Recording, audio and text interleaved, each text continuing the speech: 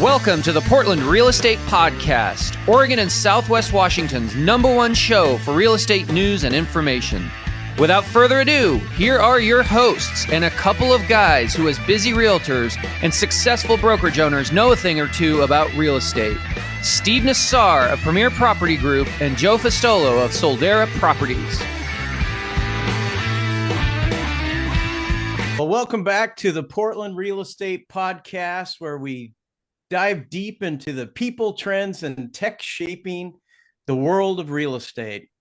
Today, we're thrilled to welcome the guest who sits at the intersection of title, technology, and thought leadership. He's not only a seasoned expert in the title and escrow space, but also a dynamic speaker and innovator who's been helping agents, lenders, and home buyers navigate the ever-evolving landscape of real estate transactions. With a front row seat to market shifts, tech adoption, and the challenges that come with closing deals in today's world, he's here to share the insights on where we're headed, how title companies are adapting, and what agents should be doing right now to stay ahead. Let's dive in with Justin Tucker of Fidelity National Financial. Welcome. Joe, you just made me sound way smarter than I am. If you want to come do that introduction for me on the road, I would love it. I would appreciate it.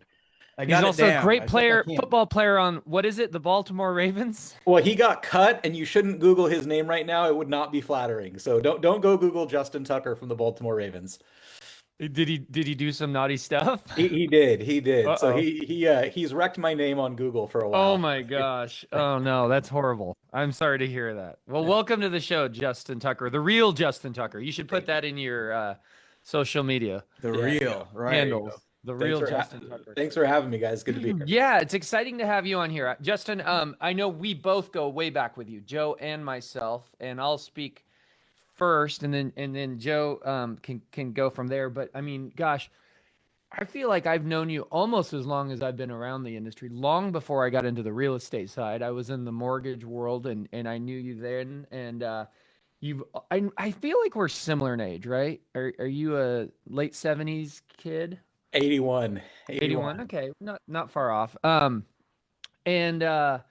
We would hang out in back around 2010, 2009. Before we got on the air, you reminded me that we'd play pool at the old Wanker's Corner, which doesn't exist anymore. It's a different name now. Yep. I know we'd see each other at events and all sorts of fun stuff. In the years since, we haven't seen each other as much because to use a sports analogy, sometimes when you play on different teams, so to speak, while you may like each other a lot, it's not necessarily natural to just be around each other all the time. And I'll use the example of sports, right? I mean, I'm sure Magic Johnson, Larry Bird respected each other, liked each other, but when rivalries were happening, it's hard to go do a barbecue the next weekend, right? I mean, there's a little of that in real estate sometimes when you're working with competing companies.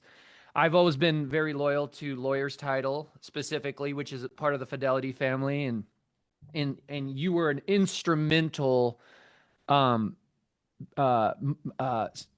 monument or pillar in the creation and come up of a very large rival that you worked for several years, and so as such, we just didn't cross paths as much anymore. But there's been some changes here very recently, very surprising changes to me, and you are back under the Fidelity arm, which you had been with before, and we're going to go into some of your history. And so we're kind of on the same team again, and it's exciting to see. And I've always respected you. You're very good on social media. You're a great thought leader. You're a great marketer.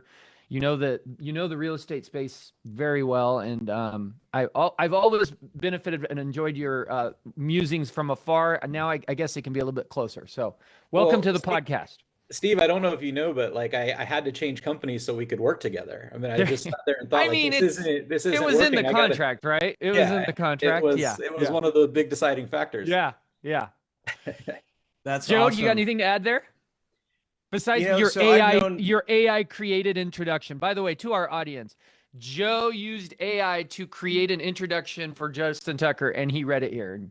Hey, you have to adapt or you're always falling behind, So right? And now give us some of your natural intelligence. We've seen your well, artificial intelligence. on that topic, Justin has always been one who was the first adapter of everything. And that's probably your special skill. Something comes down the pike and it, takes a year, two, three to get popular. You're jumping on it immediately.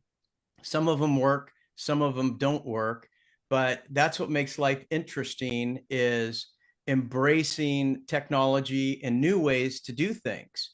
And the mainstream society doesn't catch on until everybody catches on. It's kind of like the guy that bought the first fax machine had nobody to fax or get faxes from, Sure. Yep. And so I love the early adaption on everything. And speaking with the title company changes, COVID shook everything up. Now we're embracing technology.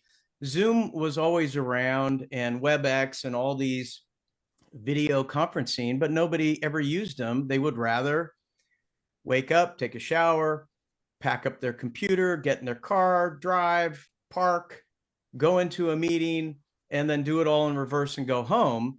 And that same 55-minute meeting was a 3-hour tour. So with COVID and with embracing technology, what do you think some of the biggest changes in the title industry has been over the recent years? Well, I think I'd be remiss if I didn't take a step backward to take a step forward, Joe. You were when I was a baby sales rep. You were in Lake Oswego. You were one of my first clients, and always so welcoming to invite me into your office. And I remember when you launched Soldera and fishing trips and all kinds of stuff. So it's been too long. It's great to reconnect. And I think you're right. I think when you think about how technology evolves, there's usually a catalyst, and the catalyst was COVID. And COVID, all of a sudden, now my grandma knows how to use Zoom. I mean, that wasn't Mhm. what happened before COVID. And so now we're seeing, RON, remote online notaries, become more prevalent. The challenge is how bifurcated the national world of real estate is. You have different rules and regulations state to state. You have different capabilities county to county. You have different requirements from lender to lender. And so, do I think that the ultimate goal is to get to a much more seamless and digitized transaction? I do. Is it going to take a lot of heavy lifting from a lot of different parties that sometimes act in silos? It is. And to that, the analogy I use a lot is a title company at some point in time is going to have to be, if you compare it to an accountant, you're going to have to be able to be TurboTax, H&R Block, and a private accountant because the user all wants a different experience. You'll have people that want to get on Zoom and do it, and it's easy, or virtually, and it's easy. And you're going to still have people who say, you know what, I feel more comfortable sitting across the table from you, eye to eye, signing papers and asking questions. It's our responsibility to embrace all of those customers' desire, to be able to meet the customer where they're at. So I do think you're going to see a lot more continued progress to the digitization of transactions. There are still some hurdles, but it would save a ton of time, and it helps with a lot of compliance issues or wire fraud issues. There's a safety element baked into it as well. I'll tell you what, I bought a lot recently, and to be able to close on a Zoom, you just Zoom and they record it, and you have to be on camera. And it took 10 minutes and it was great. And I did it like Winnie the Pooh, wearing a shirt only, and it was great. But I know that I not don't think any everybody of us likes it. needed that. We didn't need that I visual. know. We didn't need that. And are you Winnie the Poohing right now? Is my question. No, I have a pair of shorts on. Okay, Okay. good. But for me, it was great. But I understand people with mobility issues, or might want a mobile closer to come to their house. You have people, I don't know, pick a age, 60 and older, 70 and older. It really just depends if they embrace technology or not. Some of those people are going to drive all the way across town and sit across from somebody and have their paper check. And it's just the way it is. But I'm really looking forward to embracing technology. And with all of these changes that we've seen, is there anything that realtors or buyers should be aware of when it comes to title and escrow today? Yeah, I mean, the technology side is interesting, and I think that there's a responsibility for us to try and improve that customer experience. But one of the disconnects is that improving the customer experience also means protecting the customer. It doesn't mean just how making things seamless and easy. And we're in a world right now where wire fraud and a lot of other schemes are just becoming more and more and more prevalent. It is not a shrinking trend, it's a growing trend. And the advice that I would give to real estate agents out there, along with lenders and along with their title partners, is to really communicate the pitfalls of that. To say, hey, you know what, the title company is not going to email you wiring instructions. They're not going to change. People could spam you, or they could fish into your email and give you something that's inaccurate, and all of a sudden you could be wiring your money somewhere else. So I think it's just that subtlety that sometimes customer experience includes customer protection, even though that might create some friction. It might make some things harder to do. You might have to log into password protected sites, and you might have to, re-verify. So whenever people think customer experience, they think it makes it shorter. I think right now we have to balance how do we make it as easy as possible for people while also making sure we protect them. Mm-hmm. Mm-hmm. And I know, so you've been at Fidelity National Financial for about 3 weeks, and so it's a little early to understand the metrics for them. But globally, with all the title companies for 2025, have interest rates and market slowdowns and a new president in January and tariff talk and the stock market crashing, are title companies down? How has it affected them as far as a fiscal basis for their production this year over last year? Funny you should ask. I've got some data too, so go for it. I wanted to incorporate a little bit of a market update, and I did a little post on Masters this week, Joe, that I know you saw, and it feels like there's some exciting stuff happening. Just whether it's short term or long term will be seen, but there's definitely a spurt of activity happening. And I reached out to Denise Wilson of Lawyers Title, and she gave me some stats for the year. So you go ahead, Justin, and then hers are local, so you have access to some more national stuff. Sure. I mean, I think the interesting part of analyzing where the market has gone is realizing the polar opposite nature of the two markets we went from. And I think that's why it feels so brash, or that there's such a big gap, because we went from the best years we've ever had in this industry throughout COVID. And that was on the purchase and refi side. It's like people were refinancing multiple times throughout the course of COVID, to kind of a screeching halt where you had rates that went up, refinance business basically went away. I mean, to the point where it could have been thousands and thousands of transactions a month to, maybe 10%, 5% of our overall volume. And so we're a volume-based industry. So you remove one leg to the stool, and then you're relying, particularly on purchase. And I don't claim to be the expert in this side of things. I think you guys are. But then you had affordability issues, and you had inventory issues, and you had consumer confidence issues, and all of these things also made it harder for people to buy or sell. Not to mention, people are locked into 2.5% interest rates, and so their motivation to sell changed. So all of that considered, we did absolutely see a downturn, and that downturn has continued for the last 2, 3 years. We thought this year was going to be better. It's turning out to be, I would say, probably similar, maybe even slightly worse. And so, we're looking for the same thing that everyone else is looking for, which is a rate environment that puts more people back in play, affordability, those types of things. What I would say, though, is especially, leading sales efforts, the focus is, even in really difficult markets, there's always an opportunity to grow market share. It's actually the perfect market to grow market share in. And so it's kind of that old sign, or that old saying, control what you can control. For us, it's like, hey, we can't dictate the market. We don't create demand for our product. We are only necessary when you guys have a transaction.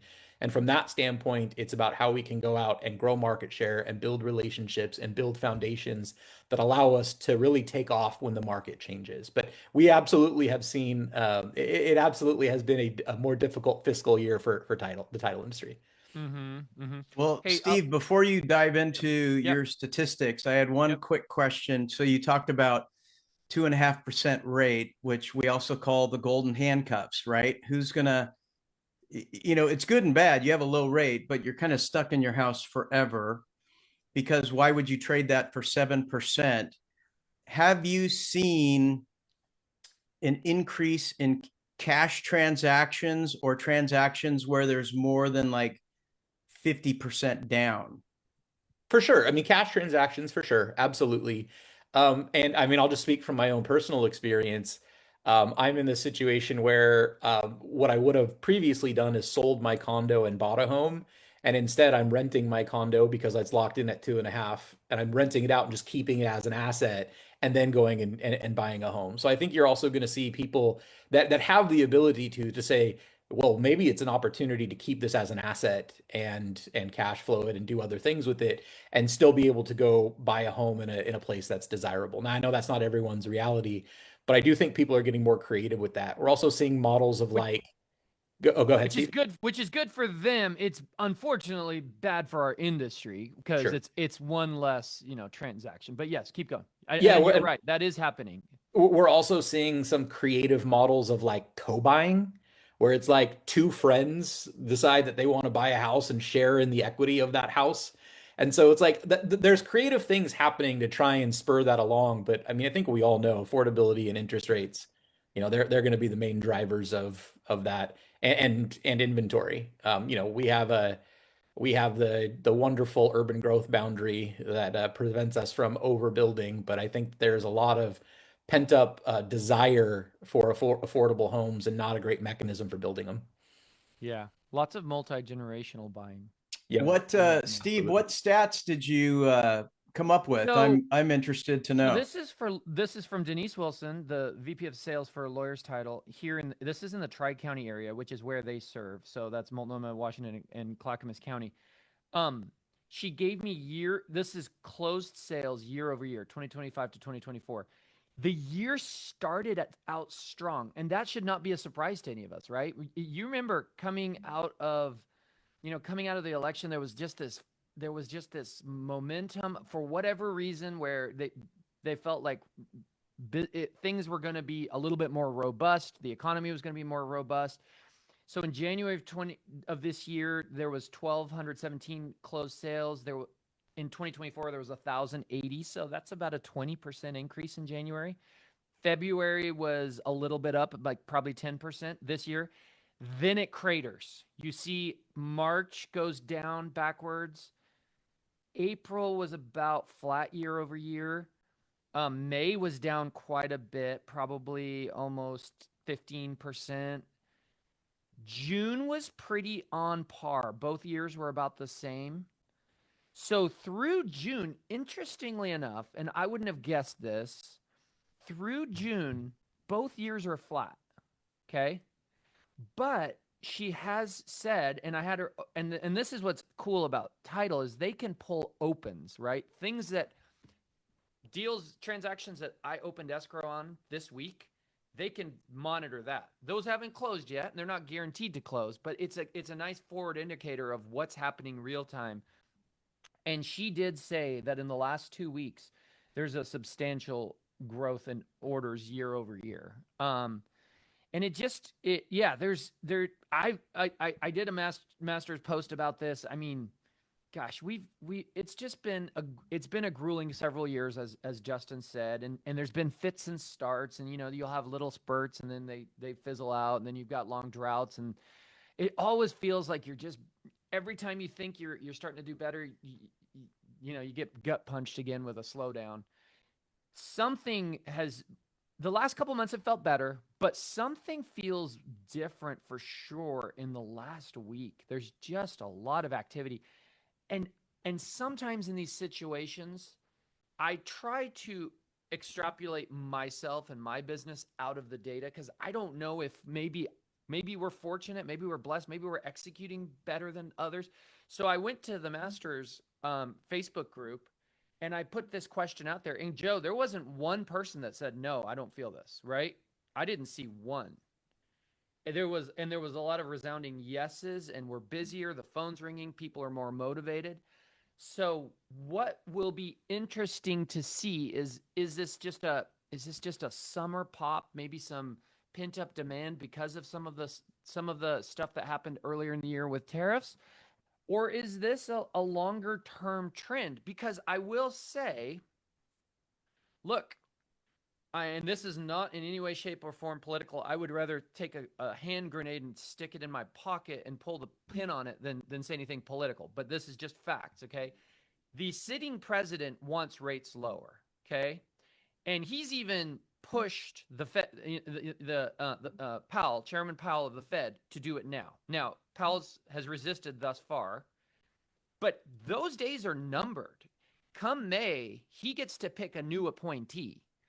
And it's hard for anyone to imagine, anyone, right, wrong, or otherwise, that he's not going to put someone in there that drops the Fed funds rate dramatically, right? Which you would think has some correlation to mortgage rates, right? And even if it doesn't directly, the perception is out there. The average consumer, if you polled 10 buyers and said, hey, if the Fed lowers the Fed funds rate or mortgage rates coming down, 9 or 10 out of 10 are going to say yes. Okay. So if that perception is out there that rates are coming down, I mean, we're talking less than a year. Okay.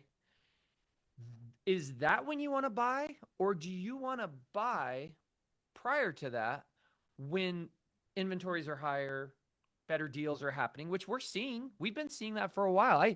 I've seen some crazy transactions where buyers came in and just kicked the crap out of the seller, in both in the upfront negotiations on price and repairs, and sellers, felt like they didn't have, many options. But Well, I also think people recalibrate. I mean, when we were in, the high twos, low threes and fours, and then we went up to five, six, seven, people are thinking, "Oh, I really hope we get back to the high twos, threes and fours."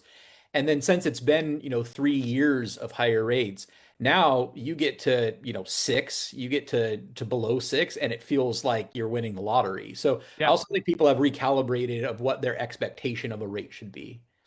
and rates are down right now, by the way. They're in. I was in a office meeting yesterday, and Director's Mortgage, who I personally work with, was saying that they're quoting low sixes, and with barely a buy down, you're in the fives, barely, right? So now, why are they down? And sometimes rates move on the news, not necessarily the event, right? So it's interesting to see. It's a welcome relief, even if it's short term, and this cycles through and we're back to a little bit more of a drought scenario. Hey, I'll take the rain while it's falling, Sure. and I'll save it and store it, and those little spurts are nice to kind of let us catch up on stuff. Just get some of your pipeline moved through. Well, and I mean, one of the roles that I previously held was chief strategy officer, and part of that was working with all of our teams on strategic roadmaps and planning. So every Q4, it's like tax season for me. I mean, we long days and nights putting together those plans and making sure everyone creates their goals and budgets. And at the beginning of the year, we predicted a few rate cuts in our planning. It was like, hey, as we're heading into 2025, we'll see one or two or maybe three. We thought we'd see somewhere between a 10 and 15% increase on the purchase side. We thought we could see anywhere between a 20 and 30% increase on the refinance side, and that has just not materialized. It just hasn't happened. So, but a big part of that is we haven't seen the rate cuts. Mm-hmm. Mm-hmm. Yeah. What about you, Joe? Have you experienced anything? I mean, I didn't see you comment there. Yeah, it's been crazy, and I know it doesn't work, and that's 7%. What does work is 6.5 or lower. And if you go back, I don't know, 9 or 10 months, we were in the election year, that was campaign year, and they cut the rates. And when it got to like 6.5, all of a sudden there was tons of activity. I mean, you would have to be asleep under a rock if you weren't selling tons of real estate during that time because buyers were out, they were ready, they wanted to capitalize, because 3 years is kind of a long recalibration time, but 3 years, 7%, give or take, was kind of the new normal. And now 6.5 or lower is kind of the new 2.5%. Yeah, yeah. That's a good point. And so it really has been crazy. I have sort of one motto I take through my business is work with people who have a strong real estate need. Because if you're working with people that don't have a strong real estate need, you could be waiting around forever. And markets ebb and flow, the rates go down, the prices hold, right? You have more competition. And so it's kind of one half dozen or another. When the rates go really low, then all of a sudden houses get multiple offers, they go above ask. It's 2021, 2022 all over again. I don't know that a half a point makes that much difference, whether to buy now or wait till the rates go down a half a point and then deal with competition and multiple offers. But 6.5 is a turning point for sure. Have you guys ever read the book Thinking Fast and Slow? Yeah. It sounds familiar. It's, kind of that system 1, system 2 brain side of things where like we make emotional decisions and then we backfill with logic. Yeah. And I think that like, we're going to still have the situation where people have emotional decisions. They want to be in a certain neighborhood. They want their kids to go to a certain school. They really like a house that has a view. They have a life event that happens. And then they need to be able to validate that decision and backfill with logic. So saying things like, oh, the rates just hit 6, now's the perfect time. That's going to help some of those people validate their emotional decision. I 1,000% agree with that. I also believe this. We are fortunate as we're inside baseball right here. Us three are in the front lines. I'm talking to a title person who's giving me forward data. We're easily weeks or a month away from the masses hearing what I'm saying. Imagine what will happen when they do, right?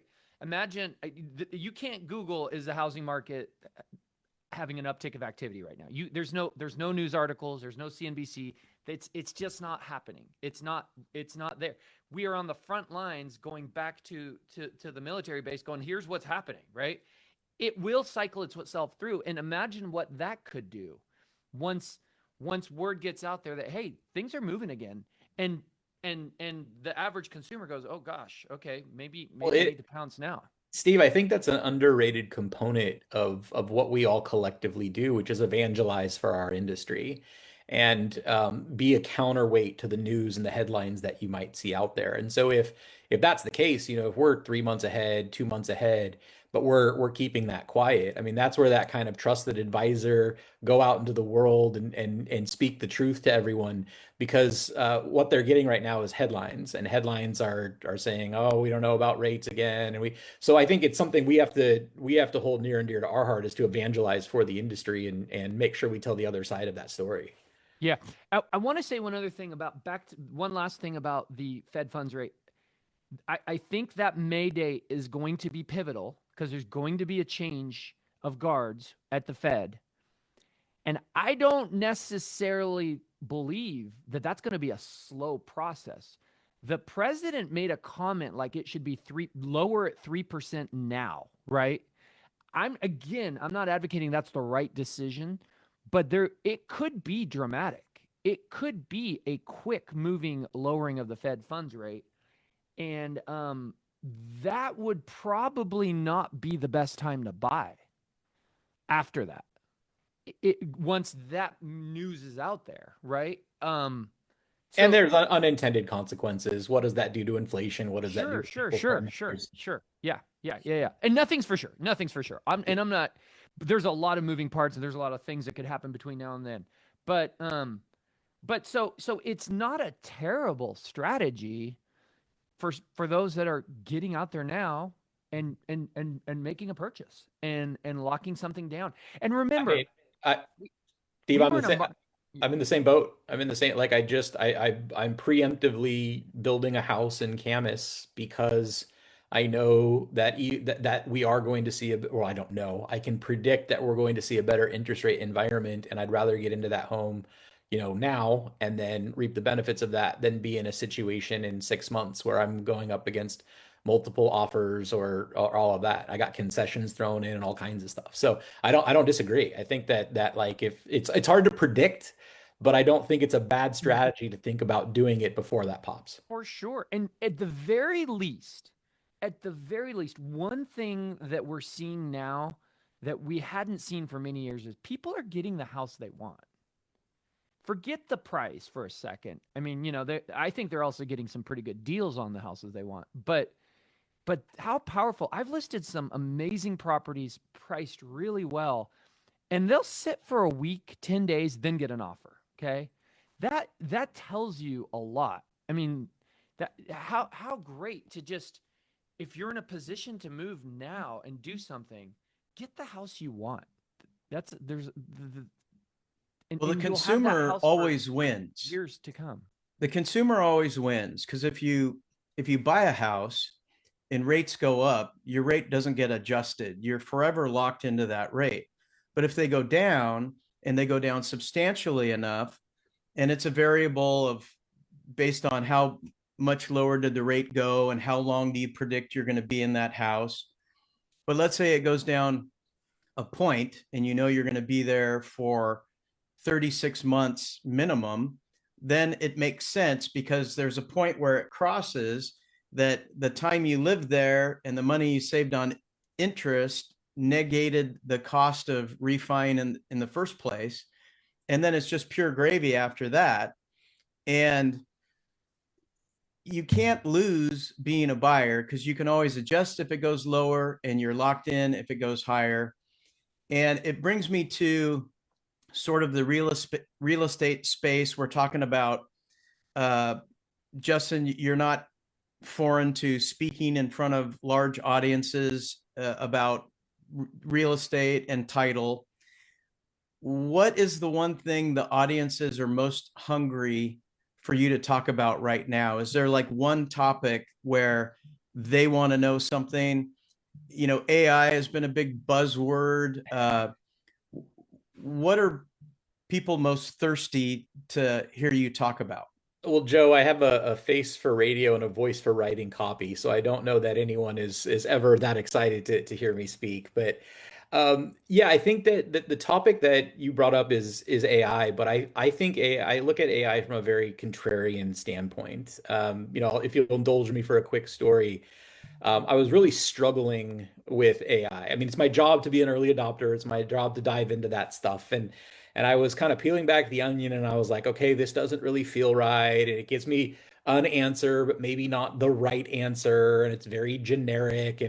And I'm using it more like a magic trick to solve like really small things. And actually Harvard just put out some research that was about how it's actually making us less intelligent because we don't have to think things through. I read that. You posted that on Facebook, and I loved that because Yeah, I I agree that. mean, And you used the example. Did you use the example of phone numbers in the 90s? We remember a exactly. thousand. The other example that I use is mapping Maps, places. Like maps. if you invited me to your house in Camas, I bet I could go there 8 times and not know how to get there Yep, because I'd use my map. I would just look at my map and I'd go, yep, okay, I'm here.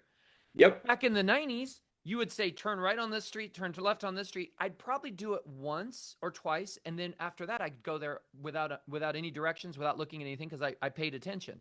I Absolutely. think AI is doing that to people's brains as well. I agree. And I'll give a little tip of the cap to probably someone you guys know, Eric Post. He's building a company or Been on the built. show several times, by the way. Yeah, I mean, I am enamored by what he's doing with Whoosy because he has kind of flipped that paradigm. And what he's doing instead is figuring out how to make AI creative. And then that creativity ends up with more meaningful outputs. And so like if you're I'm a pretty avid reader. I don't know if you guys like to dive into books that much, but I would recommend one called The Feeling Economy. And the feeling economy is how the era of AI is going to create the era of empathy. And so this particularly has meaning to real estate agents, which is that the more scarce something becomes, the more valuable it becomes. And human experience is going to become more scarce. And so I think that like there's another guy I follow and really like. His name is Buck Wise, and he says the only two things that are going to matter in the future are AI and your personal brand. And I love that because it's like AI is going to be a tool, but without your expertise, it can't be an expert. And so your personal brand and your authenticity and the things that make you real and how you interact with people, I'm still going to want to go sit across the table and have a beer with you, Joe, comparatively to just get like an AI chatbot response in your social media. So I would just always think that AI has its place. And I do think there are more interesting models like what Whoozie's doing, but that is going to amplify the importance of human connection. It's not going to replace it. It's going to amplify it. It's going to be more and more important. So the contrarian approach is, so first of all, for all the realtors out there, AI isn't going to replace realtors. We all know that. But if you're smart and hardworking, AI will enhance what you do and help you do it more efficiently. Now, the contrarian approach is more of the road less traveled. For example, when email became a big thing, you can blast everyone in your neighborhood an email. You don't have to buy a card. You don't have to handwrite it. You don't have to address it, stamp it, return address, take it to the post office, endure all the expense of that. You can just email everybody.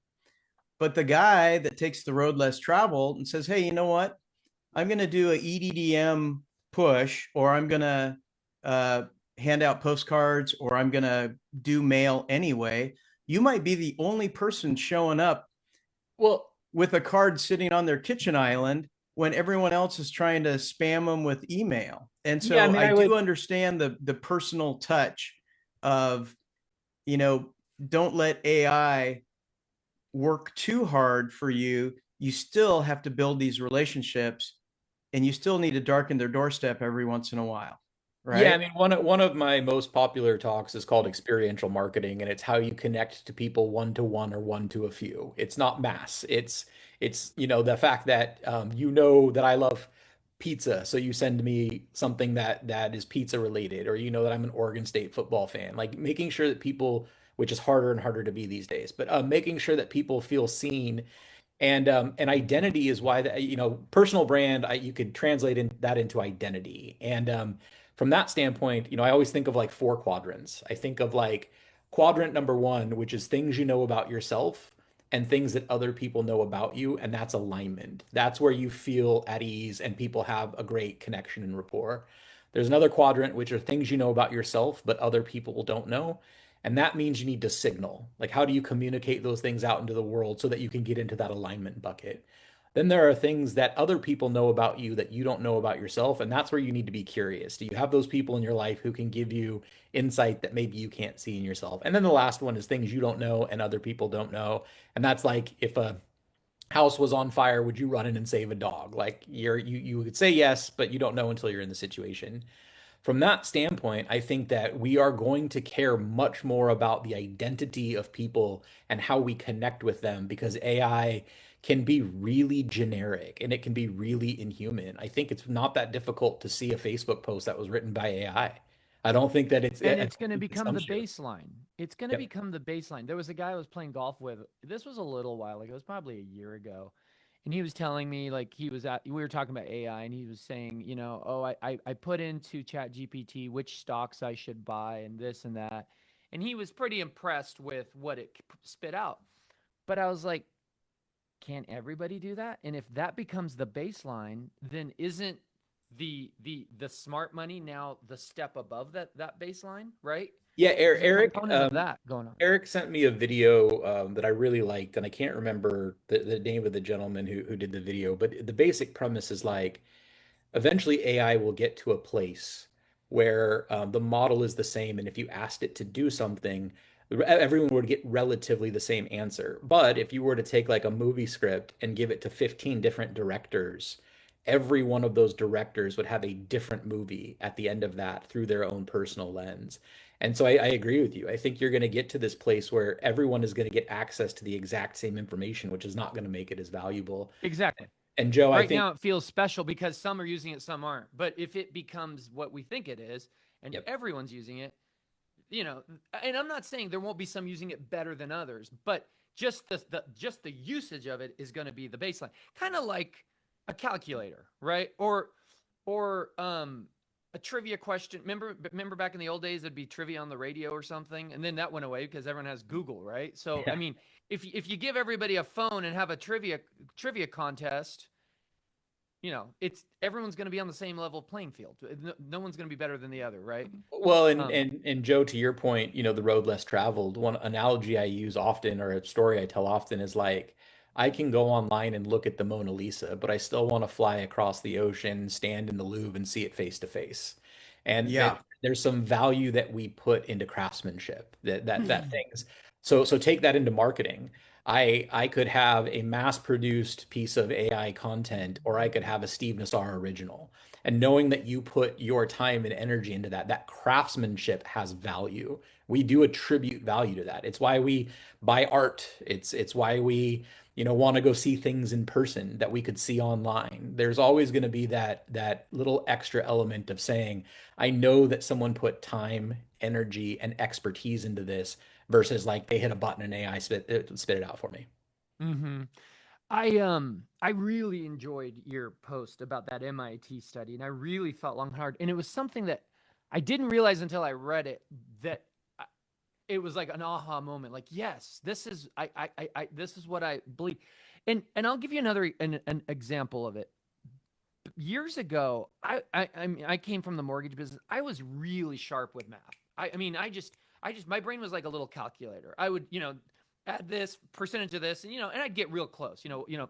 65% of 2463, right? Boom, I could do the math real quick. As the years have gone by, and I always had this in my pocket, I've noticed that sometimes I'm slower in that process, right? Because we have to remember your brain is a muscle. The more you're using it, and those you're using the, and those firings are happening, the stronger it gets. Well, so And there's I'm a just there's a wondering about this upcoming generation and ourselves, and how AI, when every strategy, like Joe's intro to you today, which was kind of a fun thing we did, right? I'm not faulting Joe for doing that. But if everything people are doing is being told to them by AI, at what point are their brains just shriveling up and becoming these weaker muscles, no different than the slowdown in my ability to calculate? And I'm not saying I'm bad at well, math now, but it's not the same, right? Steve, I'm bad. I'm bad at math. No, I think that there's a saying that is struggle is a biological requirement of greatness, Yeah. and that you have to struggle for things to imprint onto you. And so like an example I would give you is I do speak around the country from time to time and on various topics.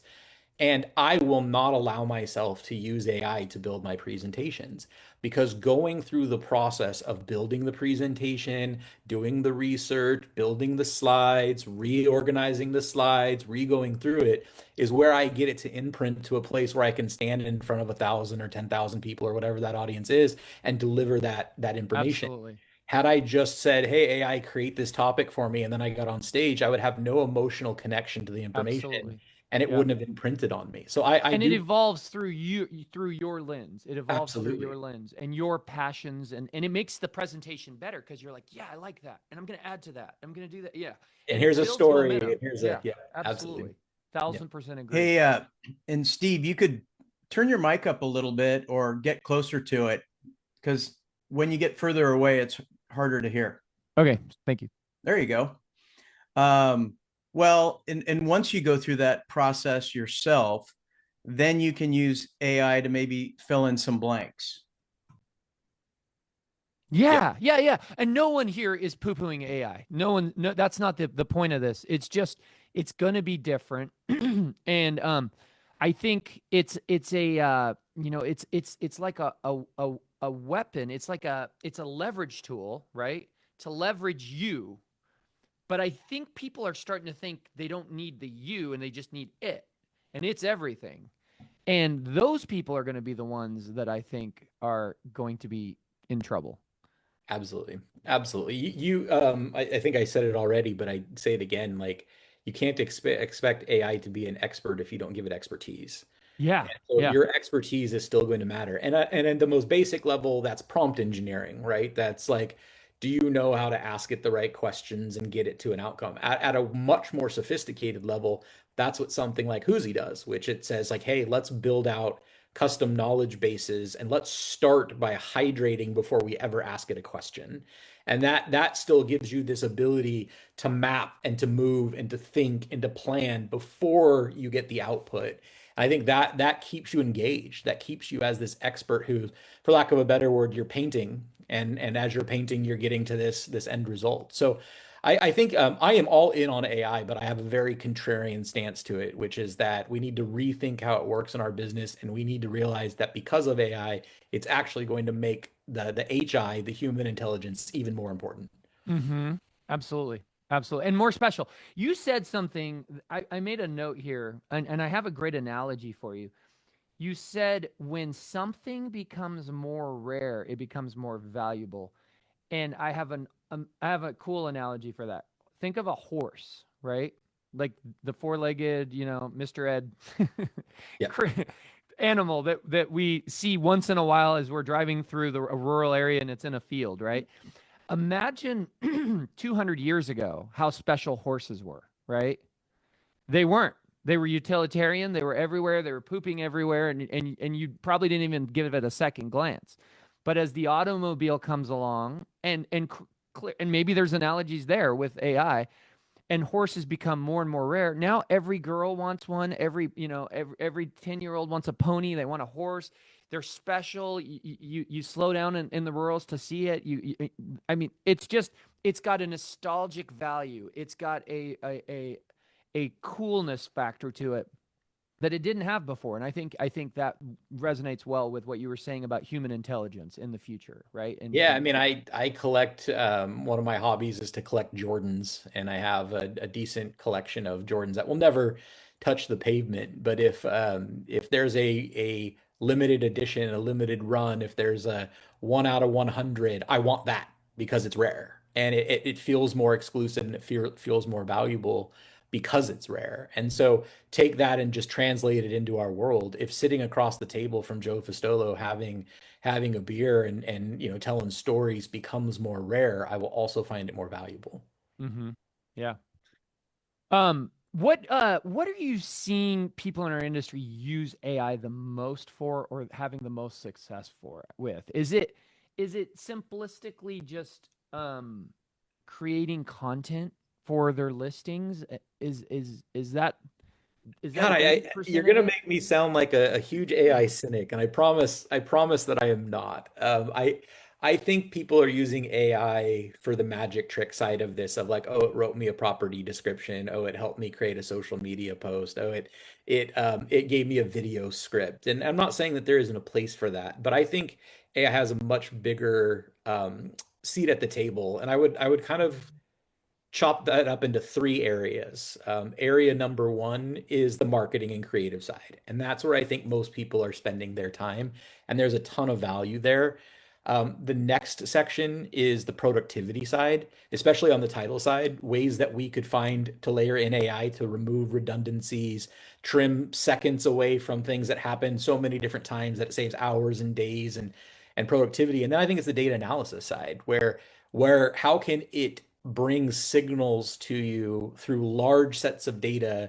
How can it bring signals and opportunities to you at the right time to put you in front of a client when it's meaningful or matters? So I think most people are stuck in the creativity bucket. It's like, hey, I can use it to make a social media post. Hey, check out, not making fun of anyone, just saying like, oh, I turned myself into an action figure, or hey, look at me as a baby I telling was a just story. thinking that. I was like, It's like, absolute. I'm so glad that the novelty of AI has worn off, so we don't have to see any more action figures like you would buy in the store, or you as a cartoon.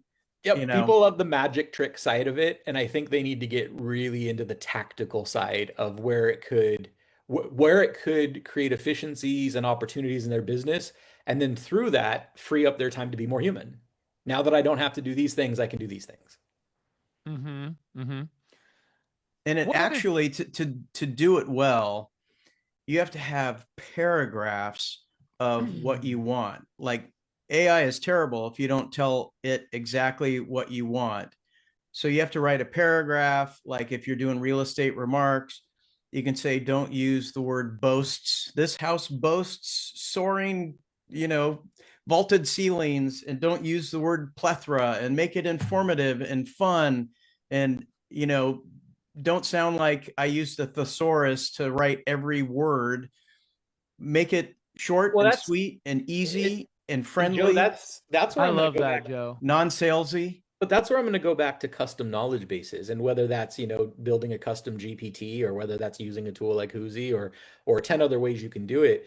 People don't want to do the upfront work. So imagine a world in which, like, I write 250 pages about Fidelity National Financial's products and services, and I write those pages from my lens, and I say, here's this product compared to a product in the market and where it's better, or here's an interesting way for you to pitch this to a real estate agent. Now I'm not just going out and looking for information generally online. I'm tapping into the expertise that's been documented and then can be accessed. So people need to spend time documenting and getting their selves into the process a lot more than they do. And that's where I think you go from generic outputs to really custom outputs. Similar, I don't know if you guys know a product called Crystal Knows. Crystal knows using someone's LinkedIn profile, or their email address, does a massive quick inspection of them, and it returns to you their personality profile. And so it would say, okay, Joe Fistolo is high I, and here are his drainers, and here are his energizers, and here's the way to communicate Joe, and here's the way that you should ask Joe to take action. And it would give me all of this information. And then before I ever ask AI a prompt, I'm feeding it the information about Joe and saying, look at it through this lens as you're creating communication to Joe. So let me put the practical application of that together. Imagine being a real estate agent that does a lot of online leads, and you're getting these leads that come in. And right now we have an automatic trigger email. It's the same for everyone, or an automatic trigger text. It's the same for everyone. Imagine a world in which AI went and used Crystal Nosed, grabbed their personality profile, understood the best way to communicate with them, and then sent them a one-to-one specific message that was going to meet them where they were at. The opportunity there, the phrase I love to use is called scaling personalization. And if you can get to a place where you can scale personalization, that starts to get really exciting. Maybe your AI is just analyzing their AI. Yeah, sure. They use AI to do their LinkedIn thing, and then you're doing Crystal Knows to analyze their personality, which is simply their AI. I don't know. I'm just going to have my AI robot talk to your AI robot, and we'll never even talk to each other again. That's It'll be right. great. Yeah. I had a Wow. thought, and it'll come back to me. Like I use that with recruiting. So like if I'm doing any recruiting, or I'm getting ready to go meet with the real estate agent, the first thing that I'll do is that assessment, because I want to know how to communicate with them. Oh, I remembered what I was going to say. One of my favorite things, I think, with AI is being able, and you said this, Joe, I think you said this, but I'm going to reiterate it, is being able to abbreviate or shorten content that I've created. I did an ad recently. It's actually in Luxury Home Magazine, by the way. Where, and I have a tendency to be long-winded, maybe in person and as well as in my writing. But I will say in 10 words. Don't forget podcasts. I will say, Joe, you're not far behind me, by the way. Yeah, this is going to be a 5-hour You should hear podcast the with the people three that of answer us. my phones and what they say about Joe Fistolo's call. He'll call and ask for me, and it turns into a 20-minute conversation about everything under the sun. But that said, I have a tendency to sometimes say in 20 words what probably would be better to say in 5 or 6. And AI actually can be really effective in creating content and feeling good about it and going, okay, that's 700 words. Let me see it in 500. Let me see it in 400. And it really crisps it up, and and you go, hey, that didn't really actually change the message that much. and I've always believed, I know you guys will probably agree with this. Less is more in marketing. Like when it comes, especially when it comes to words. So I think that's a powerful component to AI that excites me, is that ability to crispen and sharpen things up. Yep. There's a old marketing phrase which is clear is better than clever. And, being able to be simple and concise and understandable will always, and easily understandable will always win. Yeah. Yep.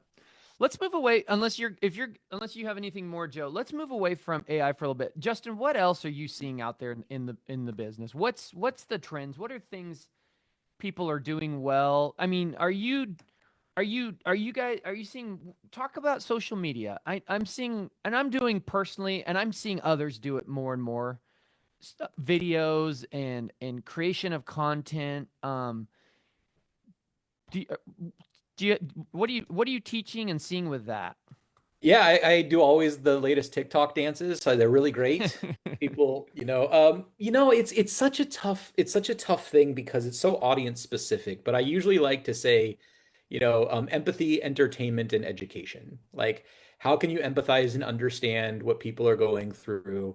How can you educate? And then how can you be entertaining? And so, yes, there is a place for real estate agents doing TikTok dances, I guess, and it can. I know I'm not talking about TikTok dances. Yeah, no, I know. I just, Yeah. but where I was going to go with that is one of the main things that I try to impart or share with my real estate agent community is to be really careful on social because a lot of times we talk to the industry. We talk to our realtor partners, we talk to our title partners.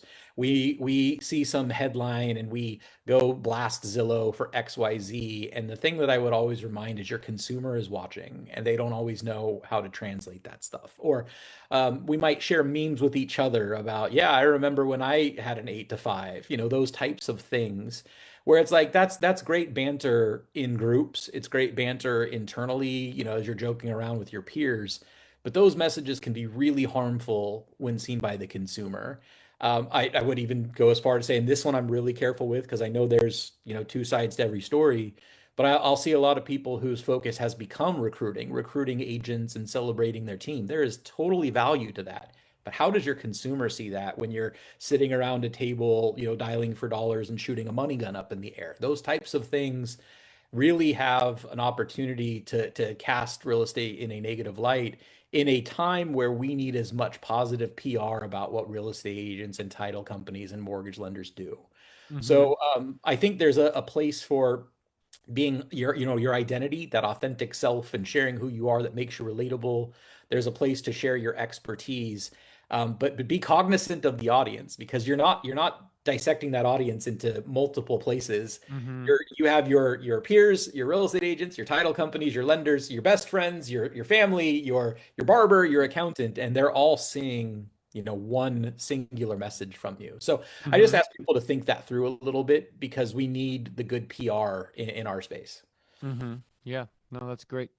Great Yeah, advice. social media is not the platform for politics, religion, money, uh, so many things. Just as you wouldn't have a lengthy explanation to a client via text if they ask you a question, an open-ended question about the real estate transaction, and you would have to type 10 pages of texts and you wouldn't even get the clear picture to them. That's when you like take it off of text, pick up the phone. And on social media, I understand there's a lot of people that are passionate about something, but when you're on kind of a hot topic, such as politics or religion or money, it's really not the place. And that is, Yeah, I heard a great quote once that was, "I would rather put a grenade into my pocket and pull the pin." I think that happened earlier. I Yeah. would watch that. Yeah. Yeah. So it's you really have to be careful because as much as you can reach out to your audience, you don't want to polarize half of them. No, absolutely not. And Absolutely not. nobody's ever won a debate on social media.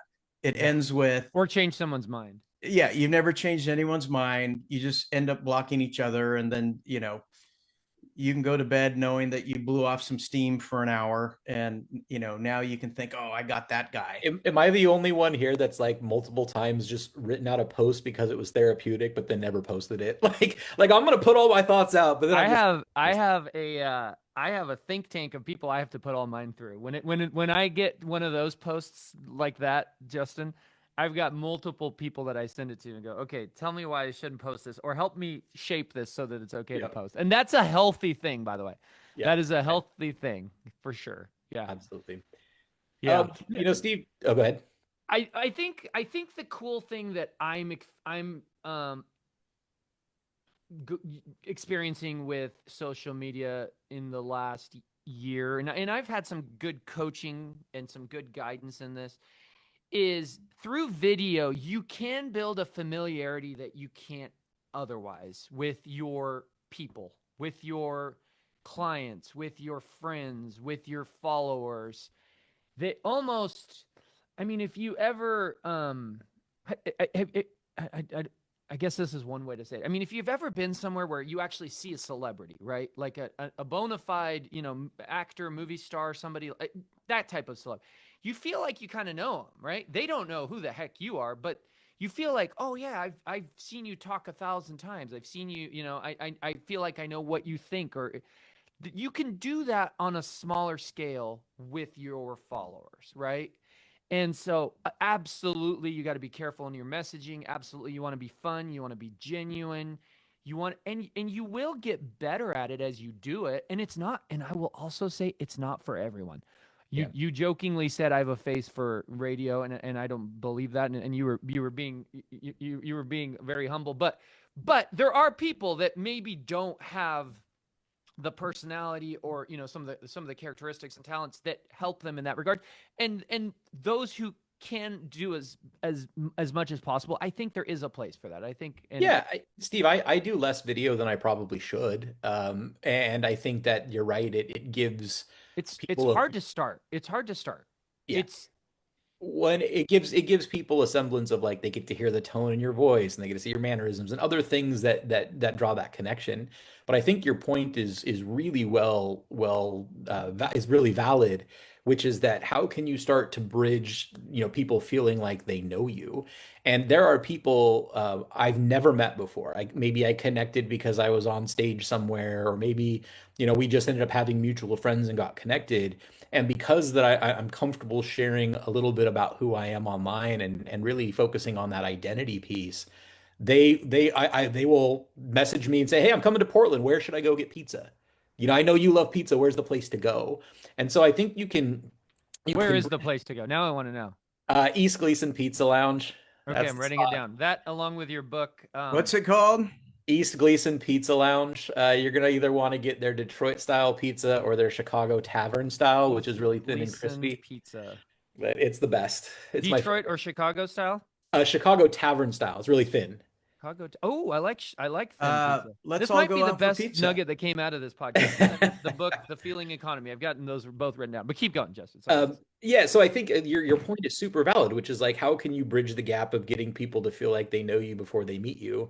And this is just a preference thing. Listen, like I don't have any dog in this fight, but I get mad at myself when I start using terms like influencer and followers, because I think I'm dehumanizing it. It's like, these are people, these are contacts, these are connections, and I'm not self-delusional enough to think that, like, oh, I have all these followers and they're waking up asking me or wondering what's going on in JT's day today. So, and that was just really bad because I talked about myself in third person.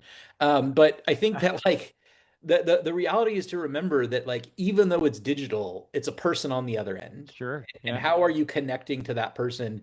And I know it's an overused term, but, like, bringing value, not always about what you need from them, not always, like, that's why I hate LinkedIn. It's like, I go on LinkedIn, I have 3,000 people who are making connections to me and then instantly trying to, like, sell me something. And I feel like there's this moment where we forget that, like, oh, that's a person on the other end, and it shouldn't be about what I need from them. Maybe it should be about what I can provide for them. Mm-hmm. Mm-hmm. I am looking forward to an improvement on people's videos. I think that's coming.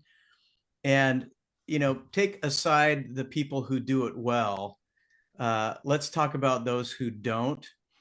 They say, video, you got to do video. It personalizes you and shows you in front of your house, and you're going to do this tour. And so on the low end, you have the Blair Witch Project. Someone's holding their phone out with their arm and it's bouncing around, and you want to throw up because you're getting seasick. I can't stand that. And then there's the other one where you're, driving in your boat on the lake and your hair's blowing in the wind and there's background music and zoom ins and zoom outs. And, it's kind of like you're watching Paradise Island or something. There's got to be a happy medium.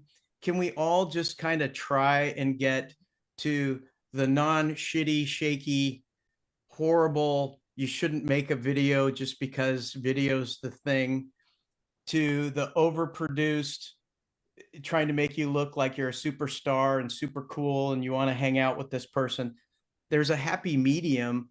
And I think that's the sweet spot where people think, hey, this is a guy, he's doing his job, and he's really trying to give a message. And the message is, this is a great place in a great location and it's priced well. Let's check it out. And then you're done. Well, I've never had to worry about my hair blowing in the wind, but I get what you're saying there. Yeah, I mean, the contrarian view that I would have there is the first video you create won't be as good as the 500th or the 1,000th. I agree. So like I 1,000% agree with that. You got to start, and even and if you have to start, yeah. Even and if it's Blair Witch, even if it's Blair Witch, it's you're starting. Yeah, you've been doing a lot more with video too, by the way, Joe, and I've seen some good stuff out of you recently in the last. Yeah, I've been loving the little camera DJI camera, and it's so great because I have these future clients, and it really isn't the time to like have a sit down at the table and really dig into comps. But I sent them all the comps, and then I made a video and I said, hey, look, we go through lots of analysis. Sometimes it takes 3 hours, sometimes it takes 5 hours to really analyze the correct price. And now I take all this ball of information and I email it to you. And I don't expect you to fully comprehend everything I just sent you. So I want to take a moment and kind of explain the inside baseball.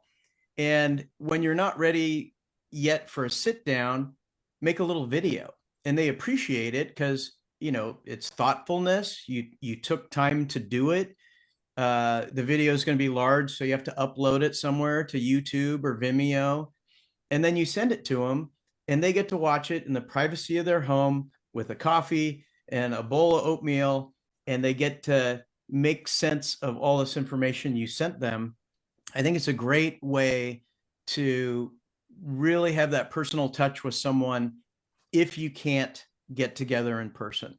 Mm-hmm. So I've been using the video a lot for that, more so than, my TikTok dances. And on an unrelated note, can I just say thank you for finally bringing Face in a Hole Friday back? I mean, I've just been waiting and waiting for Face in a Hole. It's fun, Friday. Isn't it? It is. Face in a Hole Friday, yeah. The guys that I coached with, I've gotten some coaching in the last year. One of the things they said that I really enjoyed and have bought into is, obviously in my videos, I want to promote my business. Okay. That's a foregone conclusion. Duh. Right. But they said also have a component, something else that you are passionate about, genuinely love and enjoy, and share that as well. And maybe there's even a little crossover. And so as I was, and I'm just kind of giving you my story here. As I was kind of thinking about it occurred to me that that's my daughter and my time that I get to spend with her and the fun activities we get to do together, right? That has nothing to do with real estate. Now, Justin, you made a good point. Add value. Like some of the stuff I try to do, like I just posted yesterday, we went to Enchanted Forest, and I basically gave a nice little commercial for Enchanted Forest out there, right? Like look how cool Enchanted Forest is. Look what my daughter did. Look how much she loved it. I would be surprised if some of my Facebook friends and Instagram, followers, sorry to use that word, Justin, I don't know what else to call it. I'd be surprised if there's not some of them that go, whoa, I need to go to Enchanted Forest. That looks like a cool place, right? So there is some value added, but I'm also sharing something that's exciting for me. And yes, sometimes there can be crossover. Maybe I take my daughter to a nice listing and we see it together. And then, of course, there's also going to be other videos that are purely real estate. Like, hey, this is my listing. This is me sharing, our newest high end listing. So you kind of, and obviously other people will have different ends. An avid golfer, their end could be golf. Like I'm gonna show my favorite golf courses, or I love the Portland Trailblazers, the Seattle Mariners, or something that you're equally getting out of your space. So it's not all just real estate related. Steve, I'm gonna keep hammering this term. It's identity, and I actually, if I could show it on the screen on my phone, I have a note in there that I am constantly adding and taking away from, which things are my identity. I'm a dog lover. I'm a pizza fanatic. Yours is pizza, by the way. Your Yeah, I end mean, is pizza. I'm a pizza Clearly. fanatic. I just recently got in. Noah Blanton got me into watches, and now I'm like kind of like a geek about going down the rabbit hole with watches. And so when you start to build that identity, it makes you a complete person. It also makes you relatable. So then I ask myself all the time, And am I? it brands you too. It also It, brands you. it does. I'm the realtor who, from a Facebook standpoint, and I'm okay with it. I'm that realtor who also has a really cute daughter that does really fun stuff with her, right? And Yep. that's memorable. That there's something to that. You're that great mind in the title space that also loves pizza. You said someone texted you and asked about that, or watch it. That's the and becomes there's a lot of realtors on social media, right? And they're all showing their houses and they're all showing these great listings, right? The and is what differentiates you from them, right? Well, it makes you relatable and memorable, Yeah. and you want to be known for something. There's a buddy of mine, Nick Mallory, has a talk called "Standing Out in the Sea of Sameness," and he's a marketing guy for a bunch of different beer brands. And he said, when you walk into a grocery store and you see all of the beer there, there's about 2 seconds, I think, before someone makes a decision. And so in a wall of beer, how do you stand out in a sea of sameness? Well, they spend a lot of time on placement and labels and things like that. But in our world, there are a ton of real estate agents. So how do you stand out in that sea of sameness? You have to become a complete human. You have to be okay with sharing your identity. You have to be okay with sharing your daughter. Or Joe, I will never, ever, ever forget your Christmas cards with the glasses and the nose, and like those are things that make you memorable. And then they'll pay attention more to some of the other stuff. Yeah. Yeah. And they'll think of you when they think of real estate because they remember the swirl of the end sets you apart from all the other sameness. Yeah, I love that. I mean, Joe, we haven't been to connect in a while. But I'll never forget those Christmas cards, right? Like, Oh yeah. I'll Well, look for we've those. since moved to video. Okay. We've been doing video Christmas cards because we have family and friends in Europe and all over the world. And if you think of video, not only do you have music, right? You get to have whatever song does it for you. And then you can display all the photos of the year. And we do have the Groucho Marx Groucho Marx. glasses in there somewhere. But it's like so much better with technology that you can make a 2.5 minute video. It's a slideshow, and you really can't do that on a card or a flyer. And that's why we always want to bring people back to online, because there's so much more. You could have a video walkthrough, you could have a Matterport, you can have drone photography, you could have plat maps, so much better than the printed material. And I understand if everyone's special, then no one's special, right? So my oldest daughter went to West Point, and we were there to drop her off. And the superintendent said, hey, how many of you are 4-point students? And the entire audience raised their hand. How many of you were the captain of a sports team or many sports team. Everyone raised their hand. How many of you speak multiple languages? Everybody. How many people are in martial arts? Everybody. And then he's like, so here at West Point, we're really not all that special. You're surrounded by a bunch of people like you, and you need to find the true personality of yourself and don't let AI strip it away. But when you're on social media, instead of, if all you did was post walkthroughs of houses, that's not unlike a long infomercial at 3 in the morning. That's 1 hour of, go by the shake weight or whatever it is.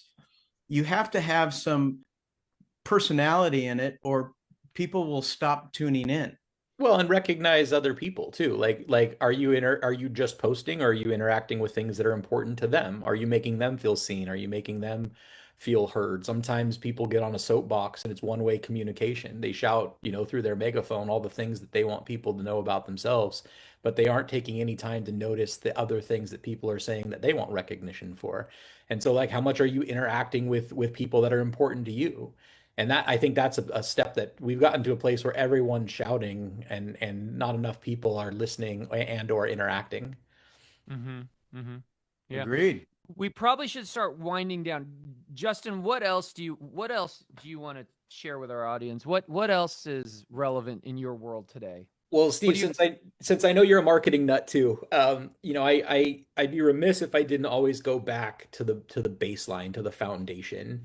And I'm a big believer in a concept called brand archetyping. And there are essentially 12 archetypes in the world. There's the hero and the lover and the jester and the explorer and the innocent and the sage. And these archetypes really help you refine your brand story and your brand message. And so, what I feel like happens a lot in real estate is people skip over that step and they go right to tactics. I need to start being on social media. I need to run some ads. I need to, but the problem is that if you don't identify your archetype and your voice, then all of that stuff is going to be a lot less effective. And the great thing about archetyping is once you do it right, you have a predisposed audience that will connect to it. So I'm very much my personal archetype is very much the sage. Like I'm an eternal learner. I love to figure out how to make sense of the world around me. I'm always in the quest for knowledge. And I tend to be able to signal that through the way that I communicate. So what I recommend, in a world of parody and white noise, get really, really clear on who you are. Get really, really clear in what you want your brand to communicate.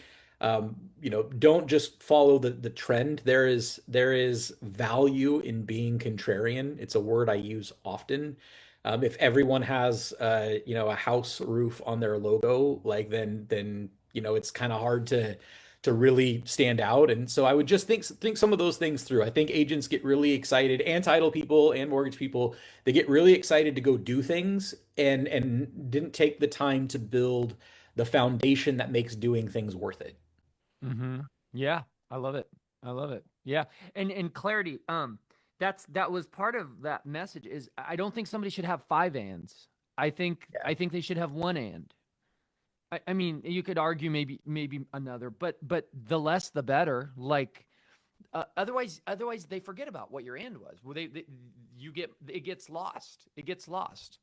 And that's true with your brand, right? There needs to be clarity in message and simplicity, and less is more with, hey, this is my brand. Well, it becomes your North Star, or your litmus test to what to say yes to and what to say no to. And Yeah. Yeah. some of the best advice I've ever received in this industry actually was from Justin Harnish. I was a brand new rep in the Lake Oswego market. I got an appointment with him, and I was like, "Hey, can you give me any advice? Like, what advice would you give me as I enter this market and try to establish myself?" And he said, "You'll be defined by what you say no to, not what you say yes to." And it's Mm, always stuck with me that if you don't have a lens for figuring out what you should say no to, then it's going to be really hard to become laser focused on the things that are going to be impactful. So I think absolutely. that brand clarity also becomes your North Star for what you do and don't do. A lot of people fail from drowning in opportunity.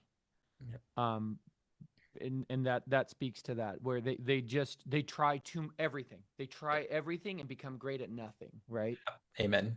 Yeah. Amen. Yeah. Well, since we're in the real estate and title field, that also makes us all psychiatrists, right? Doesn't it? We basically are, because we're dealing with people's emotions and their largest financial purchase. And one speaker, psychiatrist, he will analyze what people say to him. And the only thing that goes through his head is, what does this person want me to feel about them? So he's really analyzing the first minute of their conversation. Do they want me to think they're smart or experienced or compassionate? And I think you also have to take that reverse look for everything you post, because people are going to be looking at you through that lens. Like, what's this person want me to think? And if you're always trying to be the rock star, the number one broker, the listing guru, it gets boring. And the true self, which a lot of people don't want to show on social media, but your true self is what resonates with people. Because, they say, hey, don't be scared to ask a question in front of a large group, because if you do, there's probably half the class that also has that question that didn't have the guts to raise their hand. And I think there's a lot of people who have a personal side but don't want to show it. It's like, I'm going on social media, I'm promoting me or a listing. I hear that all the time. You'll hear real estate agents who will say things like, well, can I have two Facebook pages, one for personal and one for business? Yeah. Like, well, first, it violates the terms of use, but secondarily, why? Yeah. Like why do you want to oh, I don't want to bug people with this and with that. And so from that standpoint, Joe, in the first minute of talking to you, I just want you to think I'm handsome. That's all I'm trying to get across. I just want you to think I'm handsome. Check. Already accomplished. So now what? No, but I agree. I mean, I think, one of my a good friend and someone I respect a lot in this industry is named Sam Trimble, and he's known for saying rising tide mentality, like that we can all elevate each other and there's room for every ship to go up as the water line goes up. And so to that, I think, trying to understand what other people are going through and realizing that it's important to meet people where they're at and pull everyone up in this industry. It would be, I'm trying to think of the right way to say this. It's putting our heads in the sand to think that there aren't risks to our industry. And sometimes we spend so much time competing against each other that we don't spend enough time uniting together against some of those threats and those risks. And so, I'm in the space where I know that whether I work at one title company or another, my job is to elevate title as a whole. Mm-hmm. Mm-hmm. That's great. I heard a good one. Let's see if I could reiterate it without screwing it up. But the guy said that the same boiling water that make eggs hard is the same water that makes potatoes soft. So if the environment is the same, it's how we react to that environment for our own success. And I attribute this to brokers who sit back and complain about, oh, the market sucks, or, a year and a half ago with the NAR and the, buyer rep agreements, and they're sitting back kind of crying in their pillow when they should be out there doing stuff anyway. History is littered with companies who spent more time trying to defend their old value proposition than to evolve. We've all heard the blockbuster analogy over and over, but it's like the experience shows us people who resist change also risk becoming irrelevant. Mm-hmm. Yeah. I saw something that I've always believed in is most people use their energy to fight change versus to create the new. Absolutely. Or towards powering through the change and yeah. So yeah, well, let's go, guys. I do have an appointment at 1:00 I got to jump to, but Justin, we could talk to you for hours. You were an awesome guest. We should have you on again in the not so distant future. We'd love that. You're so fun to chat with. So Well, thank you for being on here, and appreciate the invite, guys. It was fun to chop it up with you guys. yeah, You bet. awesome.